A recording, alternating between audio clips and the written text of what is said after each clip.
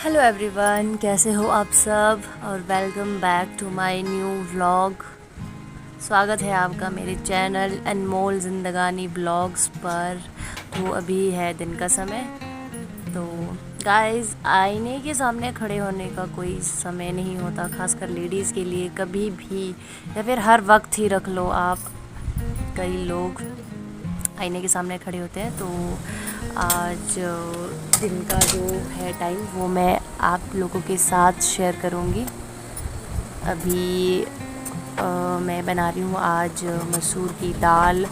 तो आज मैं कुछ अलग तरीके से बनाऊँगी। जैसा कि मैं कहती रहती हूँ कि अपने काम को थोड़ा सा इंटरेस्टिंग बनाइए, कुछ अलग करिए। तो बस मैं भी कुछ एक रेसिपी सिंपल, वैसा कुछ ज़्यादा कुछ करना है नहीं आपको इसमें। बस सिंपल आपको प्याज, टमाटर और लहसुन और मिर्च, जो है हरी मिर्चें आपको भून लेनी है पहले तो इस मेरी जो तरीका है उसके लिए जो मैं आपको बता रही हूँ, तो ये सब भून लेने के बाद प्याज को भी भून लेना है। तो इसको चॉप करके एक ग्राइंडर जो जार है उसमें आपने उसको पीस लेना है। और तो साथ साथ वो सब करने के बाद अब मैं कर रही हूँ छौंके की तैयारी।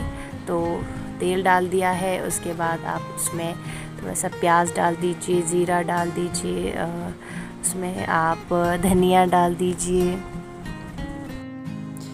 तो ये सब डालने के बाद आप चाहे तो इसमें और मिर्च भी ऐड कर सकते हो। वो सब डालने के बाद वो जो आपने जार जो मिक्सी में करा था तो वो आपने उसमें डाल देना है। मैंने क्या किया कि जब सब कुछ रेडी कर दिया था और एंड टाइम पर मेरी जो है लाइट वो चली गई। तो बहुत ज़्यादा गर्मी किचन में लग रही है मुझे। और मुझे वो सब दूसरा वो जो ग्राइंडर आता है एक जिसमें चॉप करते हैं, तो मैंने उसमें ही वो सब मुझे जो मैंने भुना हुआ था मसाला वो सब उसमें मुझे ऐड मिक्स करना पड़ा। लेकिन उस तरह का स्मूथ पेस्ट बनकर उसमें तैयार नहीं होता है जिस तरह से मिक्सी में होता है। तो वो सब फिर प्याज डालने के बाद मैंने वो उसमें डाल दिया और तड़का उसको चलाते रहना है। जब तड़का हो जाता है तो आप उसमें फिर वो नमक, मिर्च, हल्दी वगैरह जो भी आपका मसाला रहता है उसको डालने के बाद फिर दाल उसमें डाल देनी है। और थोड़ी देर उसको 5-10 मिनट या फिर 8 मिनट जितना अपने हिसाब से उसको गैस पर रखे और उसको चलाते रहना है। और थोड़ा सा मैंने इसमें ऐड करा है, बिल्कुल थोड़ा सा किचन किंग। तो ये सब करने के बाद दाल बिल्कुल अच्छे से बनकर तैयार हो गई थी। और मुझे जो गर्मी लग रही थी किचन में वो बहुत ज़्यादा लग रही थी, क्योंकि इस दिन के टाइम तो हवा भी नहीं चलती, नहीं तो खिड़की से बहुत अच्छी हवा आती रहती है। और एक लाइट चली गई थी और इस वजह से मुझे थोड़ी बहुत ही परेशानी हुई, ज़्यादा नहीं कहूँगी, क्योंकि गर्मी में काम करना, किचन में गर्मी में खड़े रहकर काम करना तो हर दूसरी औरत करती है। तो इसके साथ साथ खाना बनाने के साथ साथ ही थोड़ा थोड़ा किचन का जो काम रहता है क्लीनिंग का वो सब निपटा कर ना, तो सबसे पहले प्रीशा को ही खाना निकाल दिया था। और उसको सबसे पहले खाना देना, क्योंकि इसके बाद इसका सोने का जो समय रहता है, तो इसीलिए पहले प्रीशा का खाना दिया मैंने।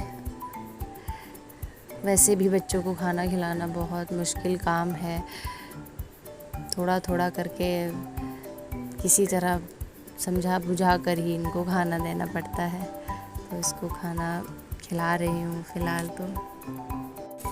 और प्रीशा को खाना देने के बाद, सुलाने के बाद फिर मैं और मम्मी भी लंच करने बैठ गए थे। तो अभी मैं और मम्मी साथ में लंच कर रहे हैं। इस वक्त दिन का टाइम है। तो पापा और मेरे हस्बैंड इस टाइम रामपुर में है और दीदी भी ऑफिस में है। तो आज हम दोनों ही घर पर अकेले थे, तो इस वक्त फिर हम दो ही हैं लंच करने के लिए। अदरवाइज़ पूरा घर जो है, पूरी फैमिली मेम्बर सभी एक साथ ही बैठकर खाना खाते हैं। तो आज हम दो ही थे, तो प्रीशा को सुलाने के बाद हम दोनों भी ने भी टाइम से खाना वगैरह खा लिया और काम वगैरह निपटा के फ्री हो गए थे। लंच करने का टाइम सभी का ही सेम रहता है, कभी 1 से 2 के बीच में ही लंच टाइम जो है वो सही रहता है। तो मैं तो टाइम के हिसाब से ही ठीक टाइम पर लंच कर लेती।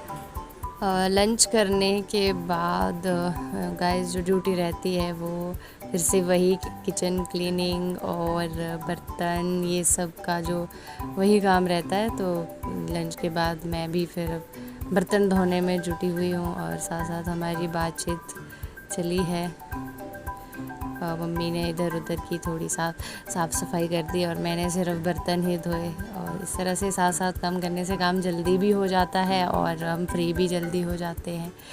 तो मैं बर्तन किए और मम्मी ने साफ़ सफाई करके फिर हम दोनों ही टाइम से फ्री हो गए थे। फिर अपना मी टाइम स्पेंड करिए, उसमें आप कुछ भी कर लीजिए, सो जाइए या फिर नैप ले लीजिए घंटे भर का या आधे घंटे का, जितना भी आपके टाइम के हिसाब से रहता है आप उस हिसाब से अपना टाइम मैनेज करिए, मैं तो यही कहूँगी।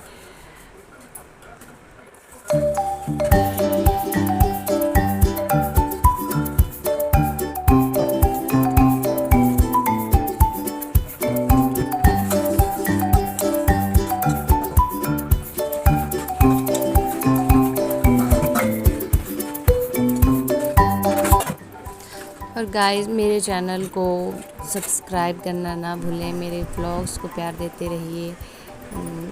और आज की वीडियोस में मैं इतना ही रखूँगी और मैं थोड़ा बहुत ही बुक्स अगर दिखी तो रीड कर लेती हूँ, ना तो नहीं, ऐसा कुछ नहीं है। मैं नैप भी ले लेती हूँ, कई बार फ़ोन में ही घुसी रहती हूँ, जैसा मन करे मैं वैसा ही करती हूँ। तो आप सब क्या क्या करते हो मुझे ज़रूर बताइए। और आज की वीडियो मैं यहीं पर समाप्त कर रही हूँ और आपसे मिलूँगी मैं नेक्स्ट वीडियो में।